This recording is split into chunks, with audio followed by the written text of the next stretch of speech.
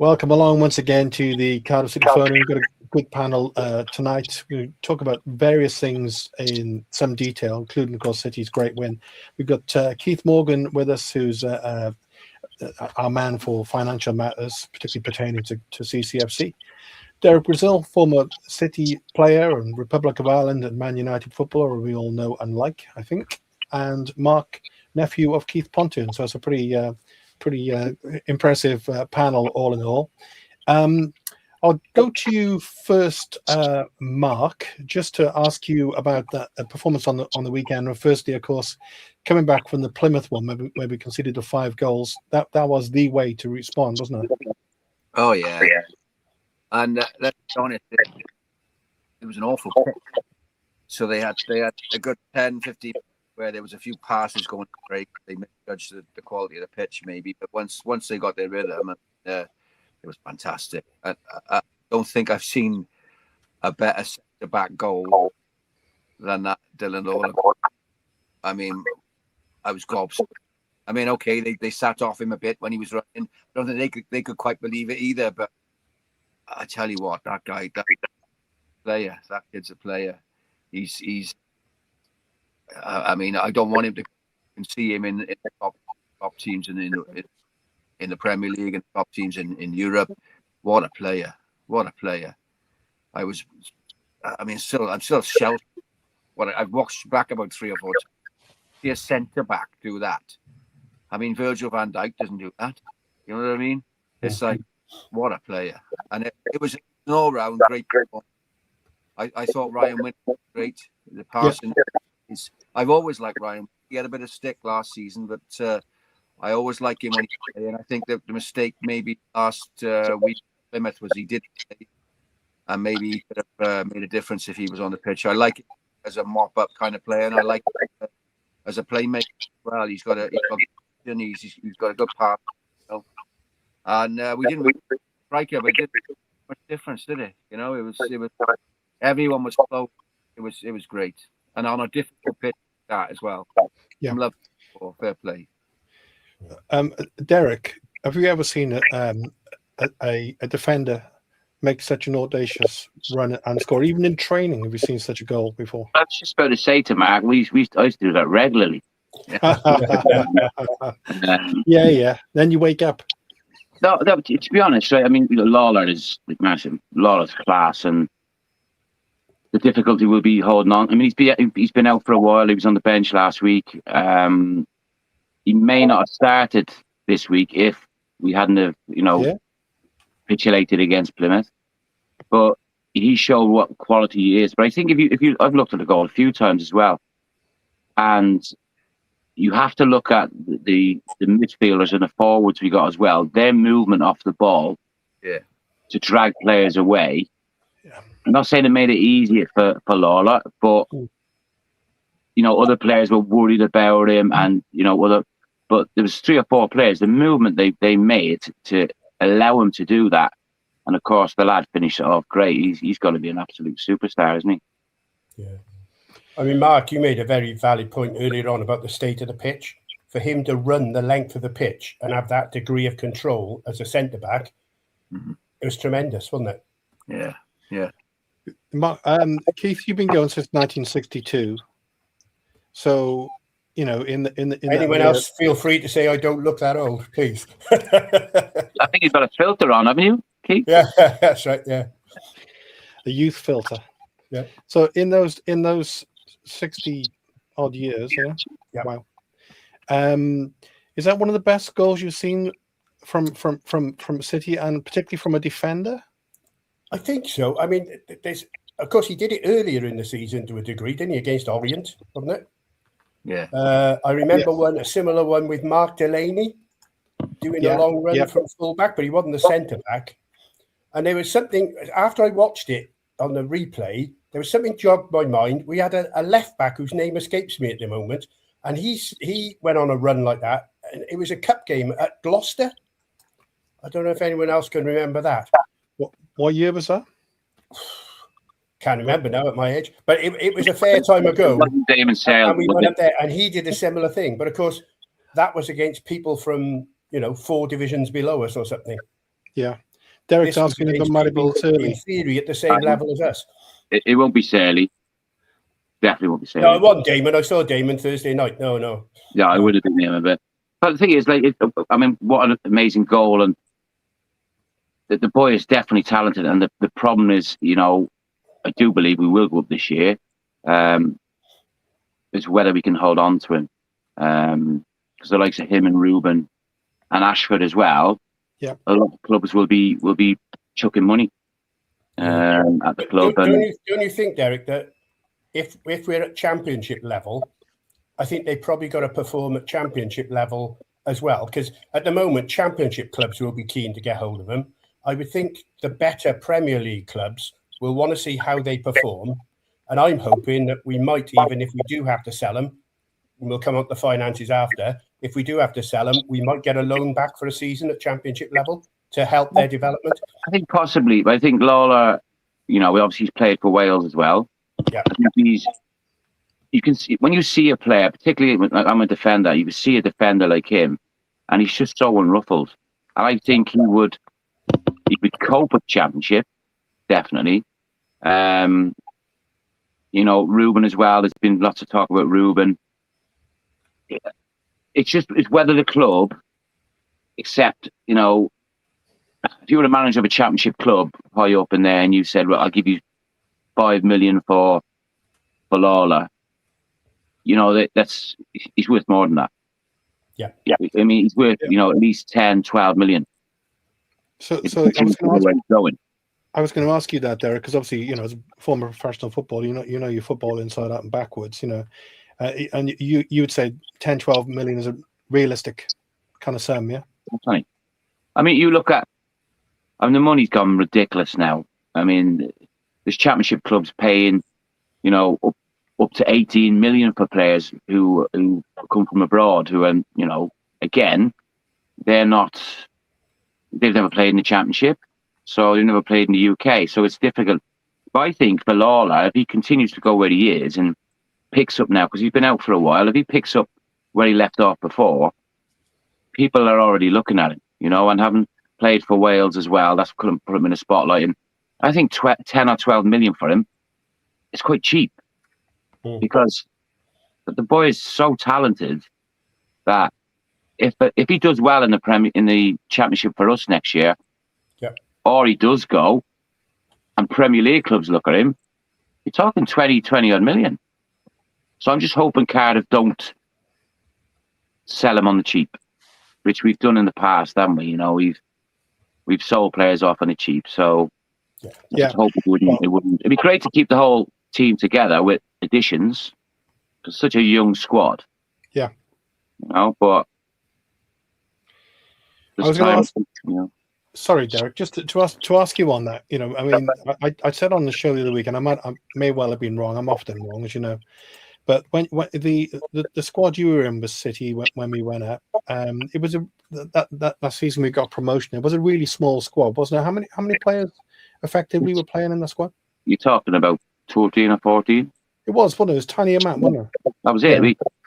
And then, you know, if players were injured, then you'd have players up from the youth team, you know, like I'm trying to think who you'd have there, but because I can't remember, we went on a run of 13, 14 games after Christmas, and you know, I think Barnet were following us as well, so it's difficult. I think now they've what, 30 players, but sometimes as a manager, I think Murphy's done so well as a manager. It's probably harder for him than it was for Eddie May with 14 players to choose from. That's a good point. Actually, if you think about it, the squad we got at the moment, we got 3 players effectively to come back in. So Kellyman was out on the weekend. Isaac is still out, being back soon. Of course, Youssef is out of the picture at the moment. But even with that, then I think it gives us something like 20 to 21, including the keeper. So it's not huge. Yeah. So there is a kind of a nucleus to it. But before I go on back to Keith, Derek, have you been surprised how well we've done with such a young squad? No, I've been like I said, I've seen him in that game. We won 4-3, and I think I've seen him twice before. I think it was one of the first games of the season. I think we played Rotherham or something like that, and Rotherham was so poor. I mean, you can't get away from it. League One is a poor standard compared to the Championship. It's a massive jump up, just like the Championship to the Prem. The League One, the teams I've seen have been quite poor, but you can only be who's in front of you. And if you look at Cardiff, on average, they're scoring 3 goals a game. 2 to 3 goals a game, and I haven't been surprised because with Murphy in charge as well, he comes from a good pedigree of young players, understanding them. Now, no disrespecting Warnock, if Warnock had been in charge at the start of the season to now, would he have got the same out of those young lads and keeping the likes of Callum Robinson interested from the bench? But I think Murphy's done such a great job, and he's another one that you would hope that the club would do everything to keep as well. But as we know from history, that's not always the case.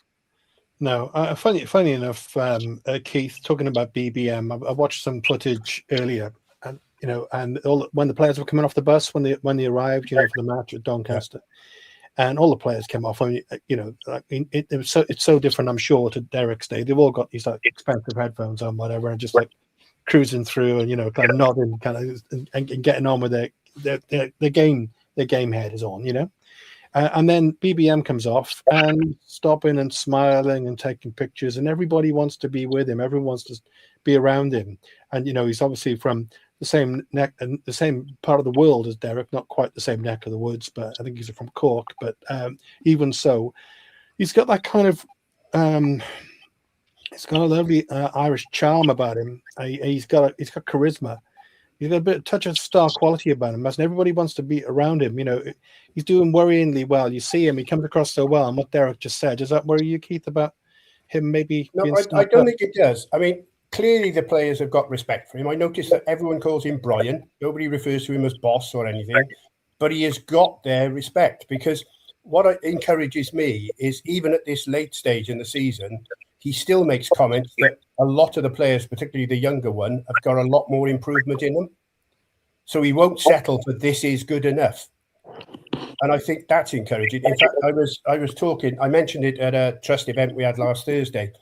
And I happened to be speaking to someone who knows his father, who in Ireland is far more famous than Brian, because of his Gaelic football roots. Legend. And someone who knows Jimmy very well said that BBM had said, when people were asking, are we going to lose him? He sees this as only the first stage in a longer term project he wants to get involved in.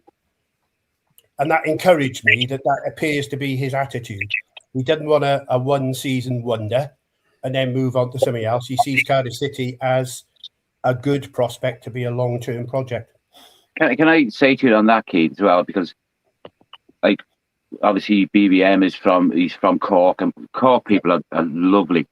And Jimmy Barry Murphy is an absolute legend, not just in Cork, but in the whole of Ireland. And I know his dad still gets involved in sport at a young age with, youngsters and stuff, and so level-headed. So I can understand why Barry is, so grounded.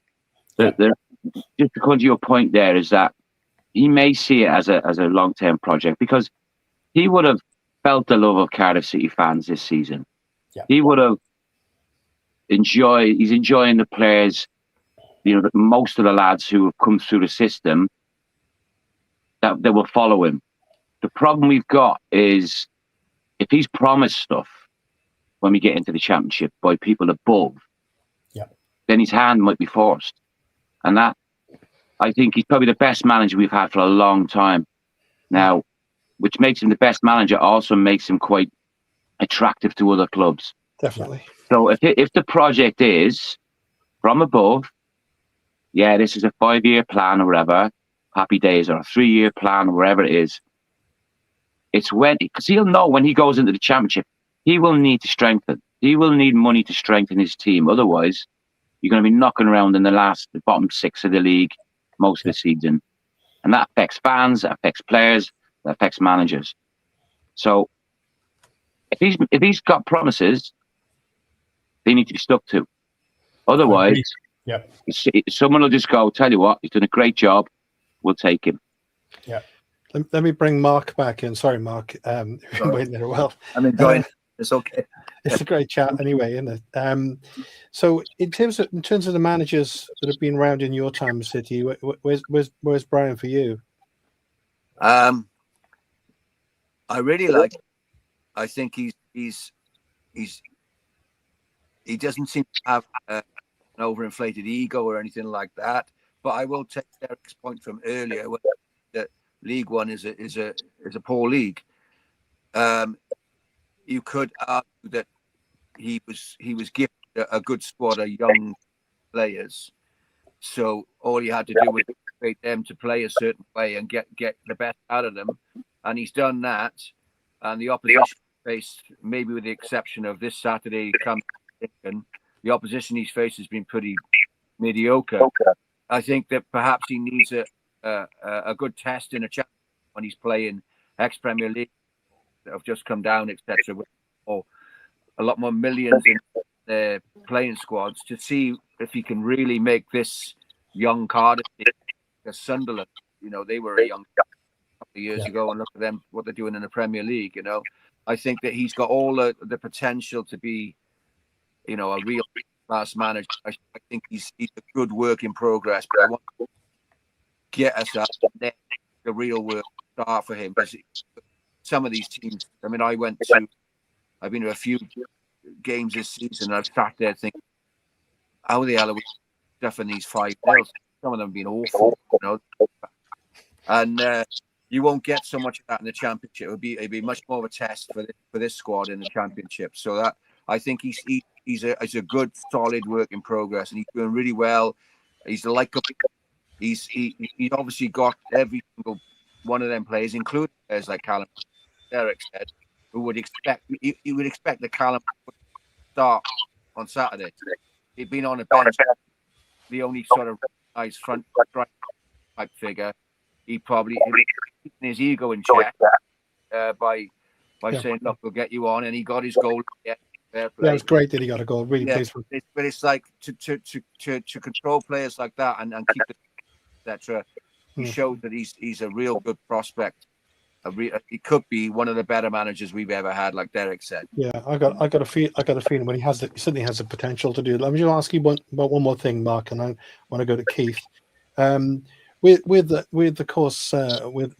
Dylan Lawler, he's missed quite a few games with various knocks and whatever. And there's a comment there from Sue. His concern is his injury record, whether that would be devalue him. On a similar thing, if he's fit, would you have him in for the Lincoln match? Because it's going to be a physical, long ball kind of game from them, I think. I'm not sure. My Lincoln centre forward are good. I would have to weigh that up, because you need an experienced head at the back there, I think. But he's such a talent. I mean, talk about the goal he scored on the weekend, but that block. Did you see the block he did when he? Yeah, he did too. Yeah, that was a hell. Yeah, and he's. I mean, it's too early to say whether he's injury prone. He's a young lad. He's probably not played this intensity. Yeah, or man's football. It's his first full-on season in that way, isn't it?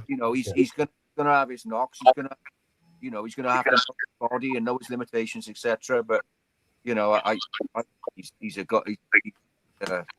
a once-in-a-generation prospect. Yeah. Didn't we have the same thing? We had the same thing with Ruben Colwill, didn't we? Where he had a spell where he had literally growing pains. Didn't he grow 5 inches in 6 months or something? Yeah. And that caused him to have muscular strains.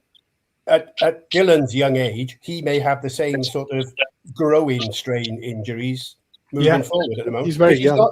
He's not a mature adult yet, is he? No. You forget how young. I was in Casteth near Nice. My wife was doing a Christmas party. Colwell was it? And I looked at it. Was that Joe Colwell? And I thought, he looked too young to be in here. He looked like a little boy, albeit a tall boy. And he was with his. And they all had little Christmas jumpers on, and they went over.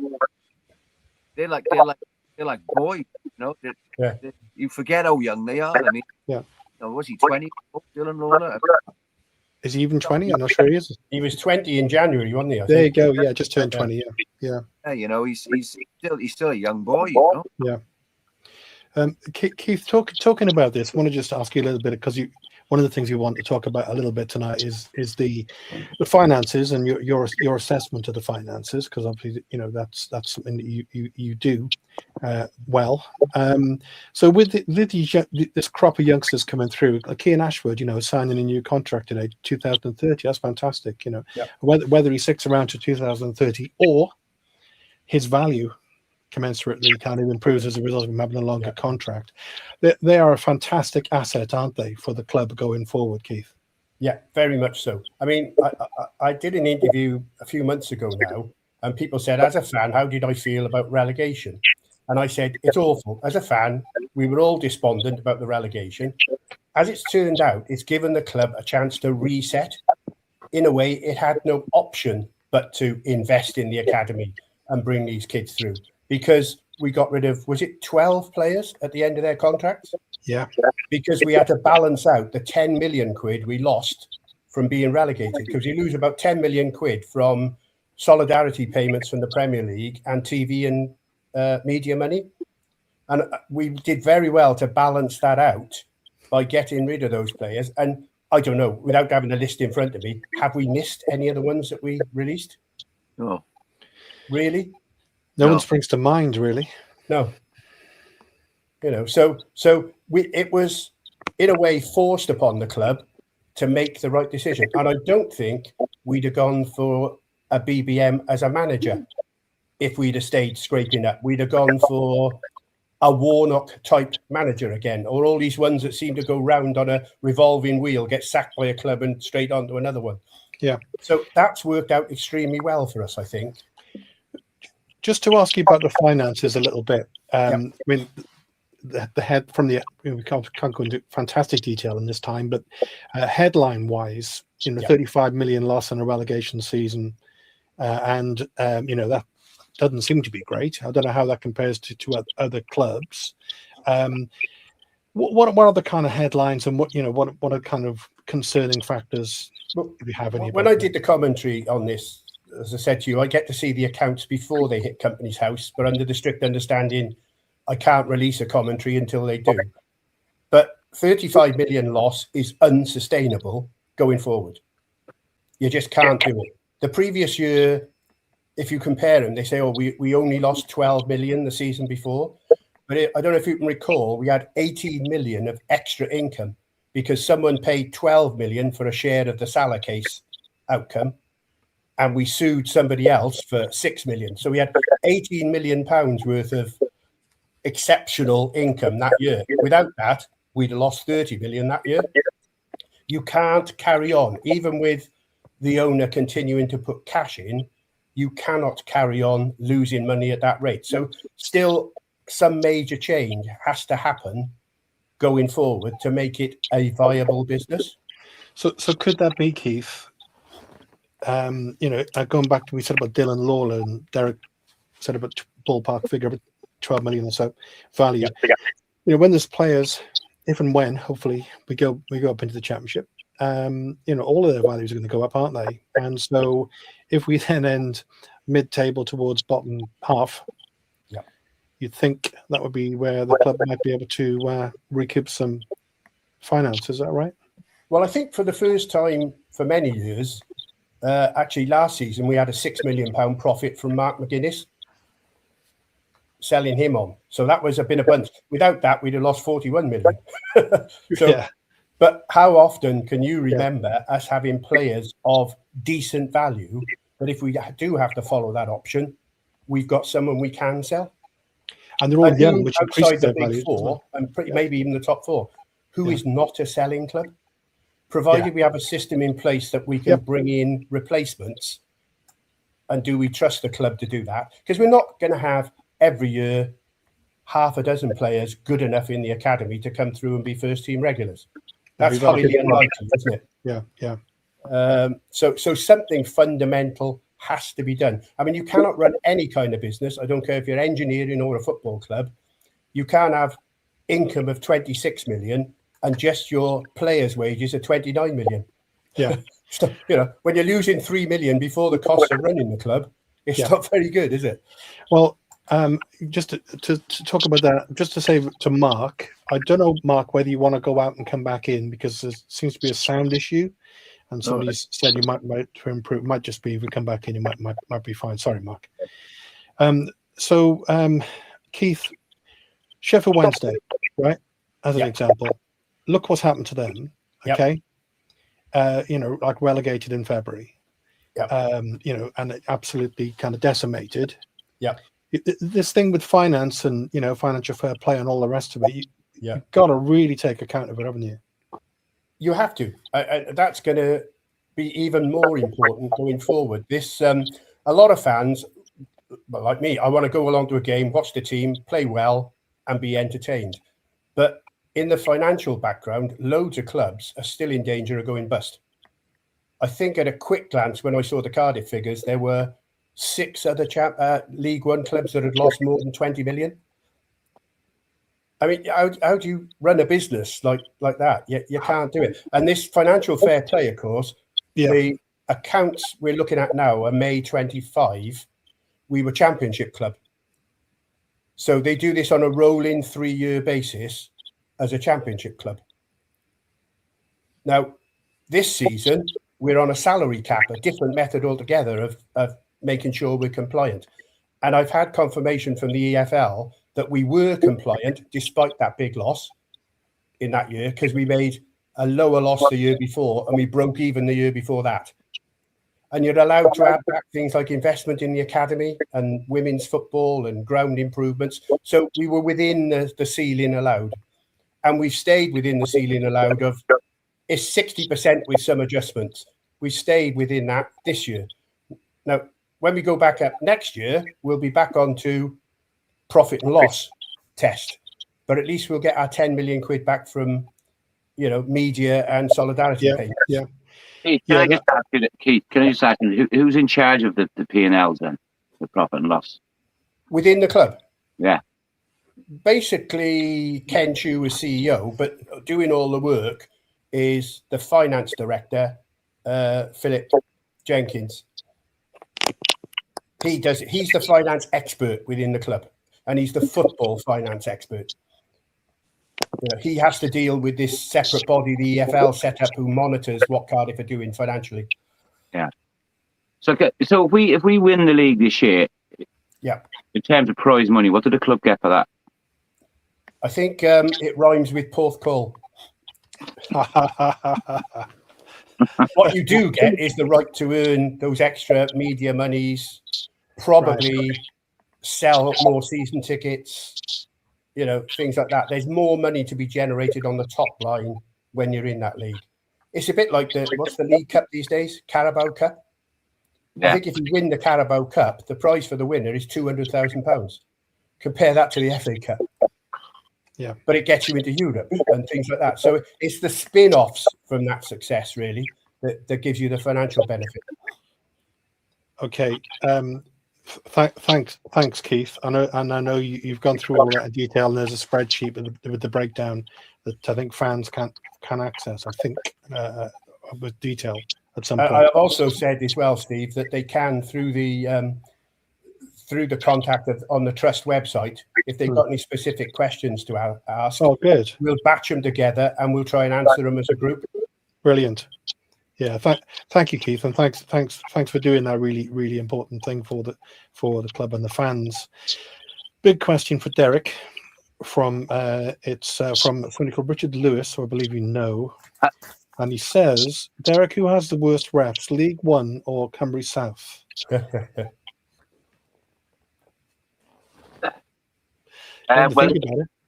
Lee Moore, Lee Moore, and he's told me that Cumbria South are the worst refs.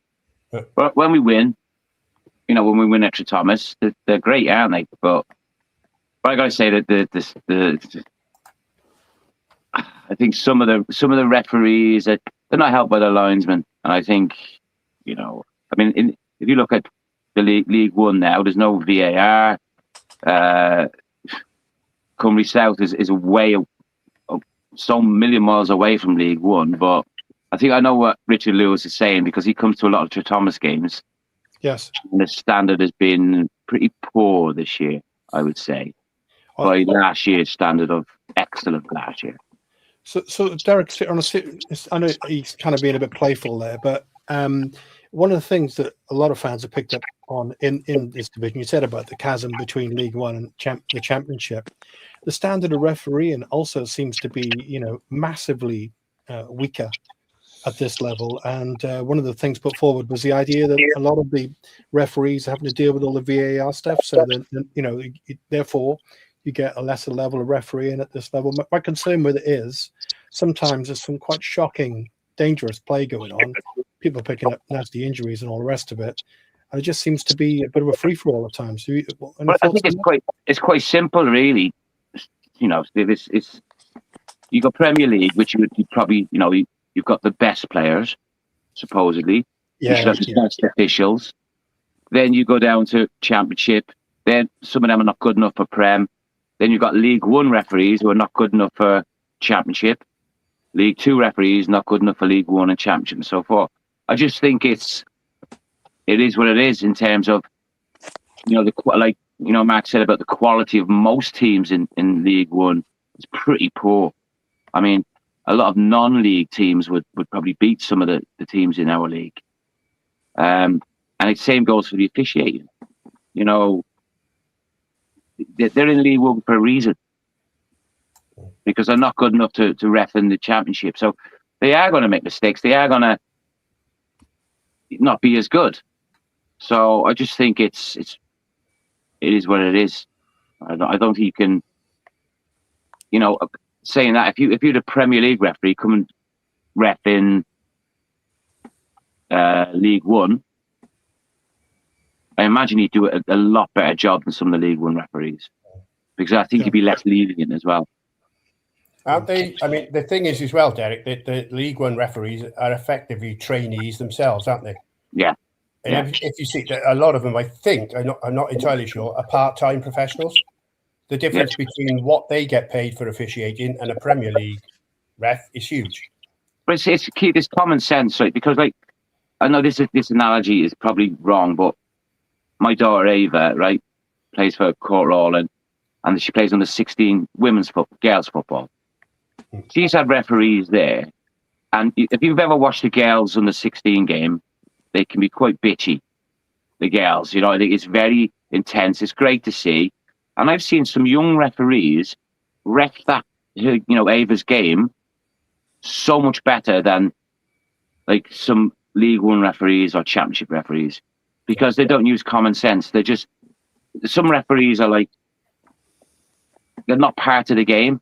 They're like, that person in the middle is like, you just do what I say. Yeah. And if they miss something, that sometimes the linesmen are not even strong enough to pull them up on it. It's poor, really. And like I said, when Ava's played games, I've seen better referees who are like 16, 17-year-olds who got common sense. Just referees now don't seem to have common sense, and they're either too arrogant or just woeful. So when you were playing, Derek, for City, obviously you had Mr. Ramsey, I suppose, who was fairly vocal. Was he? To be honest. Was he the person who would on behalf of the team, would he sort of try and be the communication platform for the team? Not really, no, because I think back when I was playing, I'd referees like Keith Cooper, straight from the off, even before the game started, he'd be laughing and joking with the players. So straight away as players, you would feel relaxed going into the game, that the official is not like, he's not just going to speak to you. But if you did something within 2 or 3 minutes with someone like Keith Cooper, he'd come over and give you a proper stern warning and then pat you on the shoulder, and you just know that's my last one. Yeah. So, the likes of Keith Cooper and many others, like referees, they had a personality, and Yeah. I feel for them back then, where they weren't getting paid much, for them, they were reffing because they loved the game. Yeah. Whereas referees now, do they love the game, or is it just a job to them? So, I know we had some refs we'd all have a go at, but with Ramsey, Miller, me, the ref wouldn't understand what you were saying anyway. So, I wouldn't want to be that ref, to be honest, Derek. No, there's been many a time we've three of us and a few others, like even Stanty, would surround the referee and try and make him change his decision and stuff. But fortunately, in '93, everything kind of went well for us. So all referees are good when you're winning, like I said. So did Keith ever tell you his Alex Ferguson story? Is that the one where he was late for his train? Was it? It was the one where there was a bit of an altercation after the match, where he made a decision. I think he'd sent a Man United player off, and they had a little bit of a set to after the game. Right. If you're in touch with Keith, I'll ask him about. I know your relationship with Alex is very special to you. Ask Keith. I've got a story as well. Yeah. He comes out of it well, Alex Ferguson, in the end. When I played for Ireland B team in Flower Lodge in Cork, actually. And they had a full team. They had David Adams, Seaman, I think the whole Arsenal back four. You had Dalian Atkinson, God rest him. The whole midfield. They were like the next lot of players. We beat them 4-1. Noel Quinn scored 2. And I played in that game. And it was only a couple of years later that I realised that Keith had refed it. Oh, yeah. So I'm like, and you know how Welsh and proud Keith is. So ever since you told me that, I'm thinking, did he ever like get a say on that game? It's like, did he give us decisions the other way? So, but no, yeah. But Keith, he was just one of the referees, Keith, that was human. Of course, he was a player as well. He's on the books at City, wasn't he, early on? So he had that kind of mentality. The other Keith, Keith Morgan, question for you, which comes from Nigel. Can I ask Keith how he sees the end game for Tan? Debts are magnified by how he runs the club. He's 74, family have no interest, and he can never get his investment back. What does he do, Keith? Well, I think short term, he has to hang on because he won't get any of his money back at this level of football. I think if we were a successful championship club, then some of the people who've expressed an interest in the past, but for not enough money, will be hunting around again. And that might give him an out. You're right. I think I never remember, is it 11 or 13 children he's got? Wow. I think he spent a long time in Malaysia without a TV, I think. So, but I know one of his sons, Eugene, is a football fan. I met him some years ago, but he's a Spurs fan. But he's the only member of the family, I think, has got any interest whatsoever in football. Wow. And they've been all saying to him, why are you still doing it? But I think I touched on it. I can't remember if I touched on it in this commentary on the account or in the previous interview. There's two things that keeps him going. One is this Chinese Malay thing. You can't lose face. For Cardiff City to fold or struggle, he loses a lot of face back home. And then the second one is he needs us to be successful on the pitch and move up the divisions because it makes the club more valuable for him to sell on. Yeah. So I think he's here for, I would say, at least a couple of years. Okay. And he's pledged his money until at least January 27. Oh, that's interesting. There's a follow-up question kind of for you, Keith, here as well. Apologies if the sound is a bit intermittent tonight. Bearing in mind, we used to do it in a radio studio, a really lovely studio at the university, which no longer exists, by the way. And of course, we have to do it over Zoom these days, so it's hit and miss with Wi-Fi. So Michael Evans, from reading the commentary, it seemed to me that the club is technically insolvent. If it wasn't for the owner, we would be in liquidation. I don't know if you want to respond to that, Keith. Yeah, we would certainly be one of the many clubs that have gone into administration, have to fold and try and write off the debts and restructure. as well as a chartered accountant, I spent 30 odd years being an insolvency practitioner. So I know a bit about insolvency in football clubs. We have more liabilities than assets, but we continue to be able to pay our debts as they fall due. So we're not insolvent in that state. But if Vincent Tan were to suddenly turn the tap off, we would be. I mean, in terms of turning the tap off, another thing that sort of gets sneaked in a notes to the accounts, there's a thing called post-balance sheet events. So between the date of the accounts, which was May last year, and January this year when they were signed off, Vincent Tan put another 19 million quid in, which is not repayable. So that gives you some comfort that he intends to continue supporting the club. So just to say a couple of quick things. Derek could only make tonight. I love having Derek on the show. So as soon as he said it's available, I wanted him on. And obviously we need to focus on the finances a little bit, and obviously because they're important. But I also want to speak to Derek and obviously also to Mark. But do you mind just dealing with a couple of questions fairly briefly, Keith? Quick one-line answers, if you don't mind. Can you see that one on the screen there? Yeah. How's the trust doing in terms of numbers? I had the figure as of Saturday night. We currently have 532 members. That's gone up a lot in the last year. What we do want is more numbers. We're only charging £1 a month to be a member. The more members we have, the more of a voice we have. How do you get to be a member? You can just go onto the Trust website and sign up through Stripe, and it's all done. Now, where it gives us a gravitas, we're a member of the National Football Supporters Association, but we're also the only supporters group at Cardiff recognised by the Financial Conduct Authority. Now, what that has given us is a direct in to the top levels of the new independent regulator. We've had meetings with the chief operating officer of that independent regulator. So when it comes about now where clubs are going to be enforced to consult properly with fans, we're being pushed by the independent regulator to be the fans' representative group. So the more members we have, the more people will take notice of us, and the club has taken more notice of us recently, but the more they will have to take notice of us. Okay, there's one more question for you here.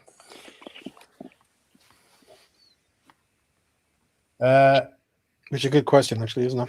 It is a good question. Slightly at a tangent, how I see it happening, anyone coming into the club would settle a figure for Vincent Tan's shares. Now, that will remain confidential. So, I don't know, I'm plucking a figure out the air. Say they pay him 60 million. Part of that deal will be that he writes off the 97 million that he's owed. So through the profit and loss account, it will look great because he's taken the money off the balance sheet, if you like. He gets paid out off the balance sheet. So 161, isn't it, between him and Torman, which is Mehmet's company? I think it's 137 million of that 161 or 160. So people don't have to take 160 million quid worth of debt on. Okay. Thanks a lot, Keith. And yeah, what you said earlier was really valid. Maybe we'll come back to that before the end of the show when you said about how people can get involved. It was really good. I didn't know that. It's good to know that. Mark, a comment here from Gamma talking about referees, which I'll just put up on the screen for you, Mark. Then when you respond to that, I got a question for the panel then about referees losing their bottle with VAR, because there was some on the weekend. I don't know if Derek saw any. It's like 5-6 minutes before they make a decision.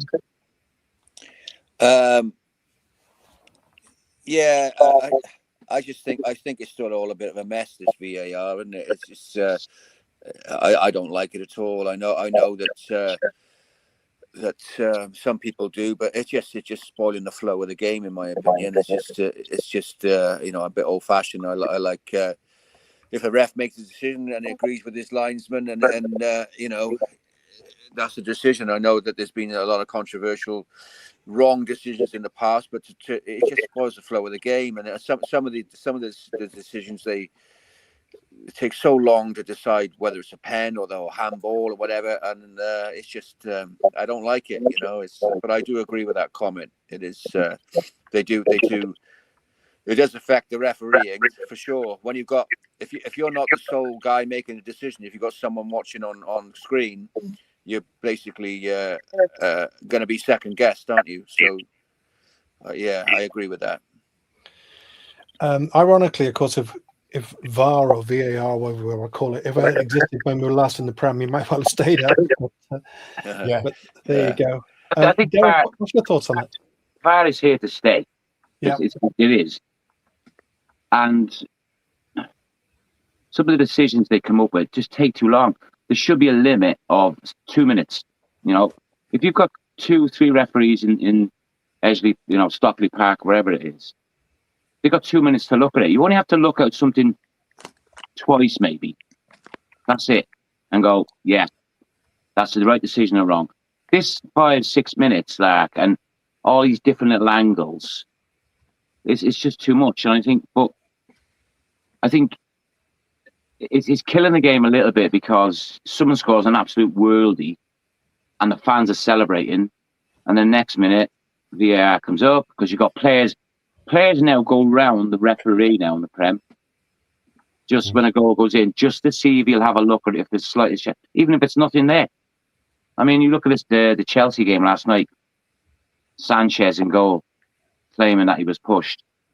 I mean, ridiculous. But when someone scored, defenders will go, "Oh, it's not my fault. VAR, something happened." Yeah. But I think it just goes on too long, far too long. There should be a 2 minute, right? The ref made his decision. The people up in the box go, "I think you might have got it wrong." The ref should say, "You've got 2 minutes to prove me wrong." And that's what it. I'd like to see as well, Derek, isn't the idea of VAR that if a ref makes a fundamental mistake, well, some of the VAR decisions are because the striker's shoulder was slightly ahead of the defender, or his toenail or something. That's not a clear and obvious mistake, is it? You just have to see it. When a goal goes in from something, and a defender's maybe at fault or he's caught out of position, he'll put his hand up, but he's not to blame. Then someone will go straight to the referee. You got to check that. Yeah. Check it. And all of a sudden they stop the game then to check it, and it's just players. It's like players diving. We've moved on from players diving in the box to now, hang on, we might get this scrubbed off because of VAR. Yeah. Following up on that, Derek, as well, the other thing I think it was a Man United game. I can't remember who they played most recently. No, it wasn't Man United, Steve. Come on. No, it wasn't Man United. I saw a picture today. It just happened to be a Man United match. And it was a corner coming in. And like everyone's holding each other, everyone's got each other's shirts and this, that, and the other. I'm not blaming Man United above anyone else, but it seems like when you see the corner situations, there's so much going on in that box, and yet barely anything's ever done about that. It just seems terrible. You look at Arsenal yesterday, Chelsea were taking corners, and Declan Rice wasn't even looking at the corner flag. He was holding somebody facing the other way. Yeah. And like you said, everyone's grabbing each other. Give a penalty, because they'll stop doing it, But or send someone off, even. Or, but I think strong enough to do it. Yeah. What would your opinion have been? Do you think obviously VAR was way in the future when you were playing, but what's your general perspective on it as a player? Do you like it, or are you generally against it? I think I've accepted that it's here to stay. And when I watch games on the telly, if I watch Man United live on the telly and they're playing, even now, if they score a goal, you're always thinking, your thing is not, oh, it's a great goal, 1-0 up or 2-1 up or equalised. You're looking at the telly going, is it going to go to VAR? It's like, we're all robotic to it now. It's like, that'll get strike out, I think you just got to accept it, but they've just got to make it better. That's all. You've got to make it more viable for the referees as well. Because, I think someone mentioned earlier that the refs in the Prem now, you don't know whether they're coming or going. they make a decision and it's wrong. It's like, and they're exposed, aren't they? It's big money as well. Yeah, totally. Most referees in that Prem, they must look at that and think, please God, I get through a 0-0 here. Yeah. Where there's no decisions that I've got to make, or the scrutiny's on me, and then you've got all the pundits like Gary Neville and all, Carragher, all slagging them off, and it's you must like Gary Neville, Derek. Come on, you must like Gary Neville. Guys, he's all right. Guys, it's when he's asleep. I mean, the other thing I think with VAR is how many referees have we all seen that are brave enough when they're called over to look at the screen because VAR have made the decision. How many referees have you seen that are brave enough to stick to their original decision? Because they're going to get stick from the pundits and things like that, aren't they? I don't see. This is where I'm saying that it goes on too long. Yeah. If they say, like in the box upstairs, right, it is a penalty, right? But then they put it back on the referee to go over to have a look. Now the referee can go over a look, and I feel every time he goes over there, even though he hasn't given a penalty, the fact that VAR have sent him over there, he's going to give it. Yeah. So they should make the decision and say, scrap that TV thing. Yeah, we've seen it now in live. We've watched it back. It is a penalty. Penalty. I don't understand why they extend it to the point of like, well, we're not sure. It's 5 minutes. You go over, have a look, because you decided it wasn't. Scrap that. That TV bit should be scrapped. Yeah. It's pointless, but So just a couple of quick things to say. Firstly, Keith, if you have time later on, you might want to look through the chat on this because there's some other questions to do with finances. I'll go back and answer if you those. Can respond, that'd be really, really good. Thank you. Pete, how do we go about buying a flat in Bulgaria from a news presenter? Yeah. My advice at the moment is don't. Don't buy it off him, is it? Yeah. Don't buy it off him in the left-hand corner there. Never buy anything off plan in Bulgaria. Terrible. Have a word with Steve. There's some dodgy people around, Derek. That's all I can say. That's true. I want to change the topic. I want to talk about Lincoln City, right? So obviously, a massive game on the weekend, and isn't it great? I'll start with you, Derek, first, and go around on this. Lincoln City. I never saw that one come in. What a fantastic season they're having. They're just literally a point behind us now. They've got exactly the same goal difference, 17 unbeaten. And this game on the weekend is so set up. So hats off to Lincoln. Looks like they're heading for the championship. I mean, we were so far ahead at one stage in points that you've got to take your hat off to them. And I think credit to us as Cardiff City and Lincoln City. Yeah. That we both get promoted, definitely, but it's going to be one of that. It's actually made it a little bit interesting in terms of Lincoln are pushing us now. So this will help our squad to think, right, we're under a bit of pressure because most games, like Mark was saying, we beat teams by 3 or 4-0 sometimes, home or away. But it makes the end of the season so good. And if you look at, we got 10 games left, is it 10 or 12 games? We got 5 at home. We've got to play, I think, 4 of the teams that are in the playoff positions, like it's about, which is going to make Pontin it difficult as well. Certainly, haven't we? Yeah, it's going to make it. That's something as well for them pushing, and it'd be a real shame if we don't win the league and get a trophy at the end of the season. For all the fans. But Lincoln won't make it easy. They're pushing, but it's a great story, really, if we can do it. Yeah, and it's set up the weekend, Mark, really well. It's a good one to really look forward to, isn't it? Oh yeah, it's going to be a hell of a game. But I think we'll sneak it with a home advantage. I think we'll sneak it. To be honest, I think we're technically better. I think we just got to not get overawed by the circumstance. We've got young players, but they're so hungry. Or you see, they're on the improvement scales. They want to get better and better and better and further their careers, etc. And they're flowing. The football's flowing. So if we play from the off, and we play with intensity and tempo, I think we'll do it. I think we'll do it. But it's not going to be easy. But I think I think we can do it. Defensively, they're really, really good. They don't concede Yeah. goals. They're quite a big physical side. Yeah, but we score a lot of goals, don't we? So it's it all depends. It all depends on what team he puts out now, because he likes to tinker with it. I mean, the centre back choice, is he going to play Dylan Lawler? Looks like he's got a knock. You know, is he going to pull Callum Chambers back in, etc., etc.? Is he going to play Wintle? Is he going to play a striker? Or is he going to go like he did on the weekend with Colwell as in a front three? It all depends the way he wants to go. It's going to be a much more physical game, I think, than last week. As a follow up to that, Mark, if I start with you and go around on this one, then if we don't think he's going to be around this weekend, I suppose he could be. I don't think he will be. Who would be your starting front three if Kellyman's fit? I'd probably play Kellerman. It's hard because Ruben's fit now, isn't he? So it's hard to slot him in as well. I don't like Ruben out wide really. I like him as a 10 or a false 9. That's a tough one. That's a tough one. But Kellerman's, they both got that bit of magic. See, the two of them, they can.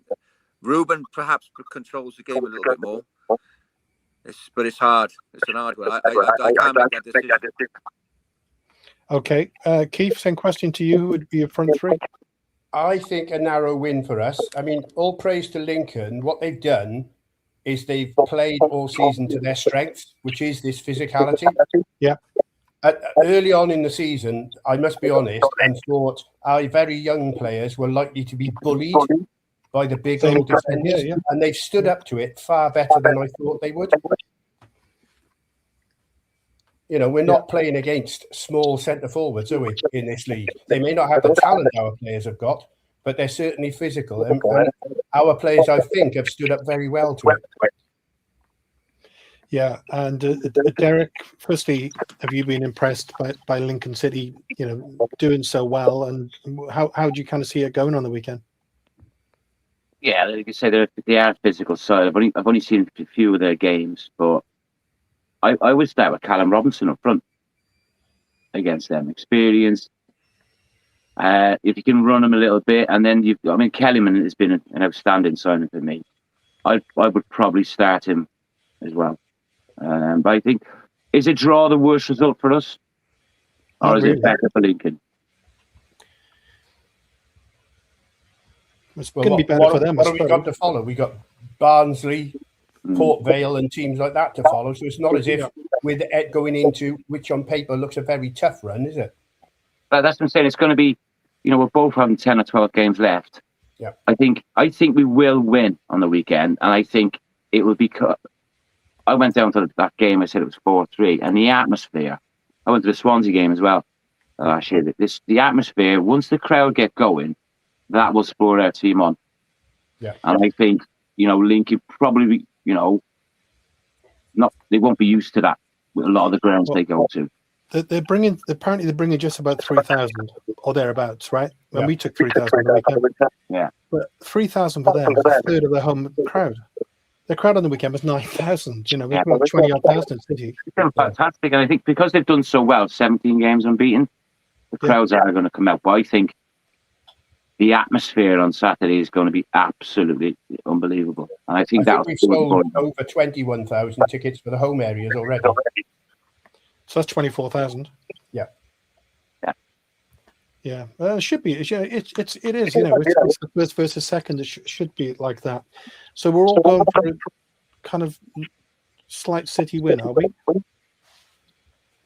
I'm going to go 4-3. Well, that's a slight win. Or 6-7. Well, not even what that means. But... No. Mark, what does it mean, Mark? What's that? Yeah. What does that 6-7 mean? No idea. You're the youngest one there. I am, yeah. I got no idea what you're talking about. Oh, okay. Well, listen, we'll leave it there. Thanks for a great show, and great to have you on again, Derek. Thanks for coming on. Thank you, Keith, very much for dealing with the financial stuff. and nice to get you on again, Mark. And let's hope City do the business. It was a great game, and if both teams go up, it's not the end of the world. Let's just celebrate success and push on. Can I sign up with a selling point? Please sign up to join the trust to give us more power than we already have. Thank you. Straight on the trust website, you can do it. Thank you. Thanks, Keith. Cheers all. Thanks a lot. Cheers. Thank you. This channel is powered by an incredible membership community on Cardiff City World and patreon.com/Ace Podcast Nation. Becoming a member unlocks exclusive rewards from early access to live event tickets, bonus content, and even the occasional inside transfer scoop when we get it. But more importantly, it allows us to bring you top quality Cardiff City content 7 days a week. Across those 7 days, we're talking match previews, exclusive interviews, instant match reactions, the breakdown podcast, tactical deep dives, the spotlight series, Bluebirds Rewind, Academy Focus, and just so much more. Led by myself, backed by an army of passionate Cardiff City fans, this is content created by fans for fans. Balanced, professional, and 100% all about the club we all love. If you enjoy what we do, then join the community today and support what we are doing as we help to keep Cardiff City World flying high.